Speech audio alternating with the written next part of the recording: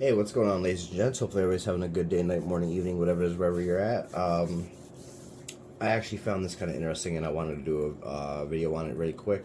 Yes, I brought my G9 back into the mix because, well, pretty much long story short, I got tired of having a small monitor going, so wanted to give you guys the big monitor back, so that way the videos are a little bit better, or the content is a little bit better, I should say. But I gotta say, honestly, I feel Jay's frustration with this gig, which I don't have to say anything. He's just gonna say it all for me, and he's gonna do a quick jump into the whole ASUS gig with the Intel stability issue and all that other bullshit. What the hell's going on? But yeah, I seriously feel Jay's frustration on this because ASUS cannot make it any more point blank clear how stupid they are. But yeah, let's just get into it. So Intel has been kind of like putting the on the motherboard manufacturers saying, hey, all you guys, get your shit together. Problem is they're not really getting their shit together. Don't care about this story's been kind of like ongoing now for a while. Which is retarded because everybody has been coming out and saying Intel's fault, this and that. It's completely bullshit. Jay had said that. Jay's one of the first people that I know of that said it. I've said it. People still want to keep pushing on Intel. We get it. There's people out there that don't like Intel. But when Intel's not, it's no different than AMD. If AMD is at fault, AMD's got to take the rap. If Intel's at fault, Intel's got to take the rap, no matter how it goes. If it's not AMD's fault, I'll back up AMD. If it's not Intel's fault, I'm gonna back up Intel. It's just the too many damn know-it-alls out there, and it's kind of funny because everybody else, when I was saying that it's not Intel, it's the AIB, all the know-it-alls kept on pushing the gig on Intel. Well, the Intel is pretty much. I really don't know what to say. I mean, the stupidity level here is quite high, but again, I digress. Again, I feel Jay's frustration here, so let's watch this. Just a little backstory, if you haven't watched it already, well, I've personally been complaining about 13th and 14th gen since they launched, but the complaints about motherboard manufacturers pushing limits and making CPUs perform higher than the real out-of-the-box like Intel specs would be has been going on since like 8th gen. Like 8th gen 8000 series, like 8700K CPU was the first time we saw in reviews that there was really massive varying scores between reviewers because a lot of us weren't catching the fact that board manufacturers like ASUS were pushing limits and pushing values and multi-core enhancement out of the box, giving a very different out-of-the-box experience. And up until now, it's kind of been a complaint, but it hasn't been a problem until now, where CPUs are now starting to actually be physically damaged by the liberties that motherboard manufacturers are taking. Now, I will agree with that.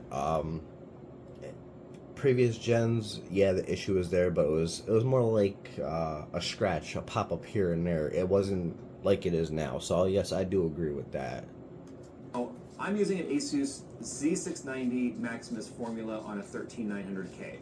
Now the issue between like the i9 CPUs for 13th and 14th gen, which are essentially just the same CPU, they're the exact same die process, so that's why they're really kind of lumped together in these particular discussions when it comes.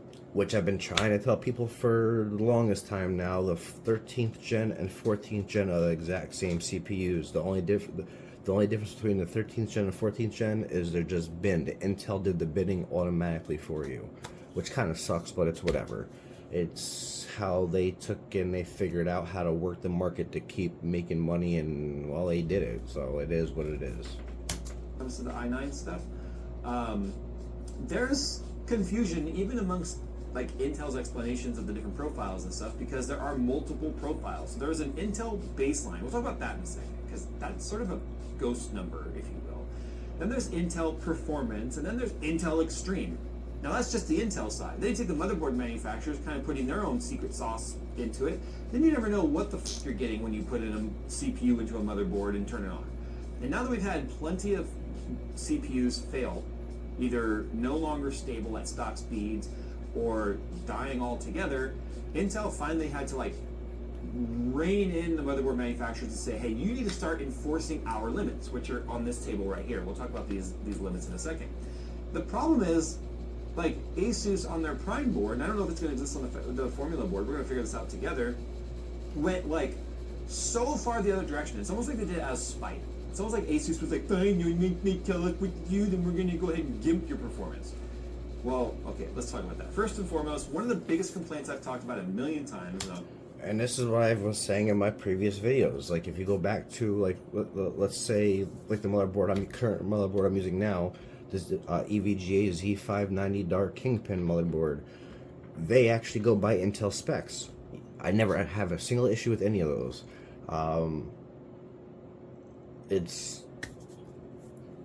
Even back in the 690s, there's Z690 motherboards never had the issue. The issue never really occurred. The issue really never popped up till Z790 with MSI and ASUS, where they decided that they were gonna take and not listen to Intel, don't go by Intel's recommended specs, and push things stupid far on top of what Intel did, which is causing the massive instability, and it's being shown here. I mean, those who keep saying this is Intel's fault, you cannot show how much more ignorant you are. go ahead and do it right now, is that when you load optimize defaults, and then we go ahead and restart, you'll notice optimize defaults is nothing more than enabling multi-core enhancement. Now, those multi-core enhancements have numbers built into them that, depending on your BIOS version, by the way, and based on the motherboard manufacturer, they all kind of like live in the auto overclocking realm of whatever the hell they decide they want it to be. So it's going to be different between board manufacturer, and different between board and board, because this is an overclocking board. So of course it's going to try and push those limits even higher. But the point is, as a consumer, this is remember, this is a recap of the problem. So if you've already seen the video and you're like, why are you repeating yourself? It's for those that haven't. Is auto let BIOS optimize is multi-core enhancement on. So auto let BIOS optimize is on. They have disabled enforce all limits. So really what you're disabling. Yes, and when you do auto let BIOS optimize, you are enforcing, at that point in time, you are enforcing ASUS's bullshit settings, which overrides Intel's, disables Intel's, and cranks your power limits to stupid levels, which you're about to see. Enabling is the multi-core enhancement, right? So by turning that off, you should be enforcing all limits. That's where we get the 400 amps and the 253 long duration, 253 short duration. But if I was to do enabled auto let BIOS optimize for multi-core enhancement. Now, by him disabling the limits, he put Intel specs into play and disabled ASUS's. Now he's going to turn on ASUS's settings, and you're going to see everything jump through the freaking roof. That's not Intel's fault. That's ASUS's fault. That's ASUS not listening to Intel, which for the second time he's going to prove. Jay's going to prove it, and I don't have Maximus Apex hooked up at the moment to actually show this on my end as well, hence why I'm doing the video on this video. It sets that to 511 amps. It sets the short duration. It's pretty much, long story short, what I'm trying to do is I'm trying to help Jay spread the word on this. So to 4096, which is then just unlimited. So what we're going to do today, I've now downloaded their latest BIOS. The latest BIOS dated April 24th, 2024. So 42424. It's a palindrome. So this is actually a new message. This is the first time I've seen this. It just got done flashing our BIOS, so I'm going to remove the drive. It says press F1 to continue and take advantage of ASUS optimized performance. If you wish to follow Intel guidelines and apply its stock power limits, please disable the ASUS multi-core enhancement MCE in the BIOS settings. Next, you'll enter the... You know, I feel like if that message was always there on first boot, I kind of would have been okay. But that was never there until now. This is from 8th gen until now. So no matter what, it's going to apply it. You have to go into the BIOS. So there should be an F2 to just load Intel default. Why aren't they doing that? I agree. It's literally F1 to go to setup, but when you go to setup, it's also going to automatically turn on optimized performance. So it should give you an option on the boot right now to F1 for optimized performance or F2 for Intel baseline. We'll talk about that now, because that's the next part of this. No, I agree with that. And then if you take and you enable the multi-core enhancement, it should take and it should give you a fair warning that it could cause instability. In the case of it could cause instability in the case of the CPU, providing that you can't keep the CPU cool enough to run it, and that's just how it should be. I mean, because when you take and you remove limits, like prime example on the Z790 Dark Kingpin, when you remove limits, it gives you the warning in the BIOS. It tells you that it's meant for overclocking, and there's a possibility it could cause instability. It tells you that. So F1. Okay, optimized defaults are on. We're now on 3501, 4/19/24 build date, and there we go. So there's a bunch of stuff we need to check right now. So auto let optimize is now enabled. 511.75 amps, so it's as high as you can possibly go before 512. There's our 4,095 watts. It is 56 seconds, and 4,095 watts. Okay, so what kind of profiles do we get now if we look under... Okay, so all we get is auto let BIOS optimized, disable and enforce all limits, enabled remove all limits. So they're exactly the same settings. There's nothing there listed as Intel defaults, which is kind of crazy. Okay, so disabled, enforce all limits. There we go, let's do that. Okay, 280 amp, which is below the 307 performance already. So that's kind of weird. Long package duration 253, short package 253.56. Those numbers are good. That's what we'd expect right here, because that's what we have. We're going to be looking for CEP current excursion protection needs to be enabled. Oh, they're disabled. I thought you were following Intel's chart, ASUS. I feel for him 100% on this. Just seeing that, it's like, ASUS, are you that stupid? You're still screwing up. Intel gave you a direct goddamn chart, and you're still screwing up. Like, really? Can't wait for the 17-page email about how I'm dumb on this one. Okay, CEP excursion protection enable. Well, they're off for whatever reason. So let's enable those. Okay, so unlimited ICC max should be set to... Just a little spoiler alert. It's going to pop up in this video shortly where there's actually a whole section for Intel's baseline profile gig, and Jay's going to jump into that and then correct his mistake that he made. But at the same time, too, when he enables that and does that, which I would have made the same mistake, too, because the hoops he had to jump through just to realize that it's there. I don't expect any average everyday user to be able to jump in and do his stuff, because it should be right there automatically thrown at you from the get-go. It's ridiculous. But then even when he still does, even when Jay does enable the Intel baseline gig, when he finds that section, ASUS still screws up the damn chart, which you'll see. Disable. Again, I don't know what it's doing because it's not telling me what it's doing. So we'll disable that one. And here's what I was just talking about, the spoiler alert. Okay, wait. It's so retarded. So I just went through all that, and I noticed there's Intel baseline profile up here. I guess that makes sense because it's not a part of multi-core enhancement. Okay, you know what? Fine, let's undo everything I just did. Let's enable that.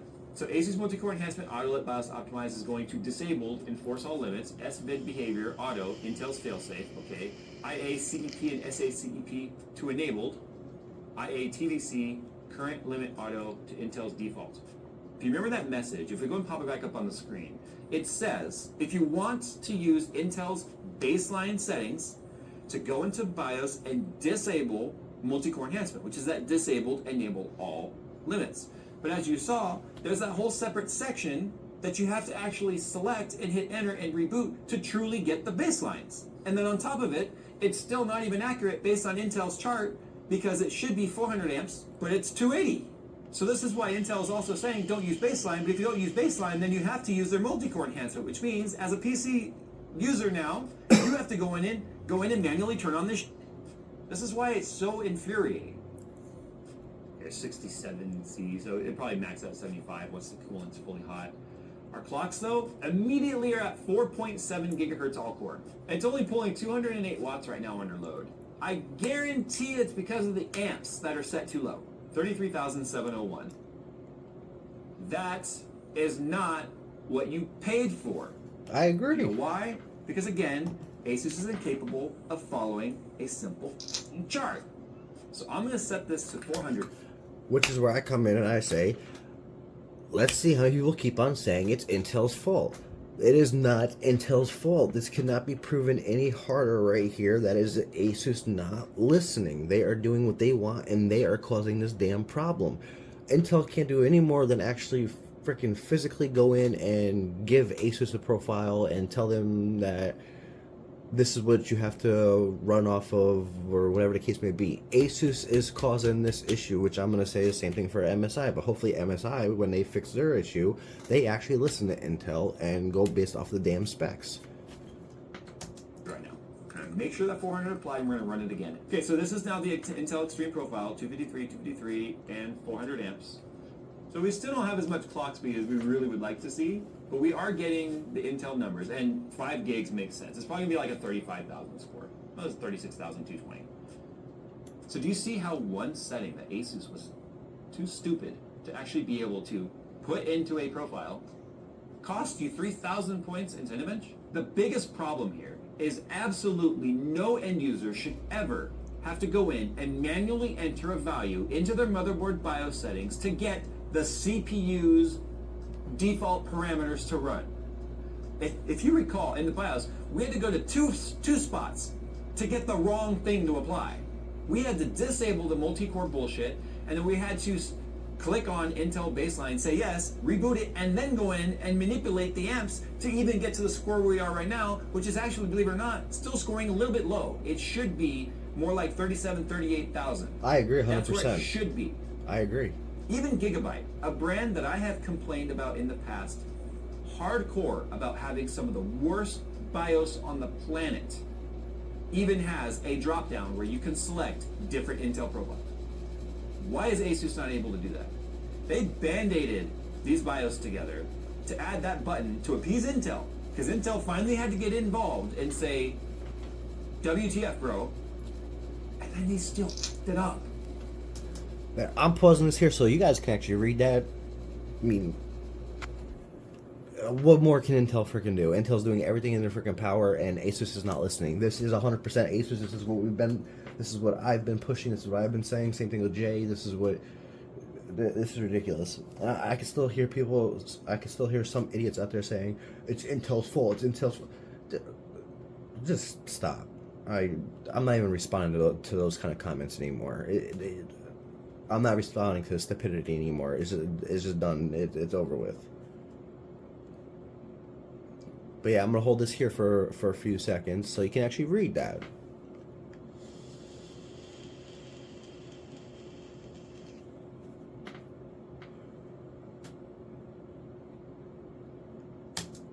Anyway, if I see mad at ASUS, they deserve it. ASUS has drank their own Kool-Aid for so long. They don't think they ever can possibly do anything wrong. But I'm here to tell you right now, ASUS has no problems killing your CPU. They don't. They don't have any problem with it at all. Do you know why? Because Intel let them get away with it long enough now. So now that Intel is trying to, That's where I can't say that part Intel is at fault for. Intel should have this shit locked down to where ASUS can't do a damn thing. That's it. ASUS should not have the control over this shit, because ASUS clearly can't pay attention to a chart, wants to do whatever they want, and yeah, it's whatever. Hence why I'm back on my EVGA Z790 Dark Kingpin. I've said it once, I'll say it again. EVGA in the mix with Kingpin, especially with Kingpin, his BIOSes are some of the, if not strongest, most solid BIOSes you can get your hands on. There's a reason why his motherboards were always top notch. bring a stray dog back in the house, it's no longer housebroken. So it's going to take some time. And I know I'm dealing with this on Skunkworks too, because the Maximus board on that one is all worked with settings too. So it's spoon-fed.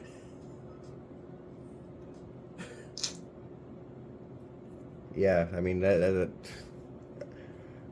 I said, again, I feel for Jay on this one. That is absolutely pathetic how ignorant ASUS is being. And for those of you who don't know what ignorant means, it means lacking knowledge or failing to acknowledge. But there's really not much more for me to say with this one. Finally, after the weeks I've been wanting to do a video off of of what Jay did, or something that Jay uploaded. Most of his stuff, like a lot of his stuff, is not bullshit. So it's kind of hard to do things on him, because I mean, I'm praising him, but at the same time too I'm not. And yeah, I don't know. I just felt that this would be a perfect video for me to make my first video, giving my 2 cents, if you want to call it that. Me giving my 2 cents on a video off of Jay. I did want to do one. I do want to do one based off of overclocking the 9th gen when it comes down to the 9900K and the 10900K and stuff like that. But that stuff's so old, I don't really think that it would mean anything now. But I mean, I could always do it. Give me, if you want me to do it, give me a shout in the comments. Tell me you want me to do it, and I'll do it. Ain't no problem. But yeah, with that being said, hopefully everybody's having a good day, night, morning, evening, wherever you're at. I'm out. Later.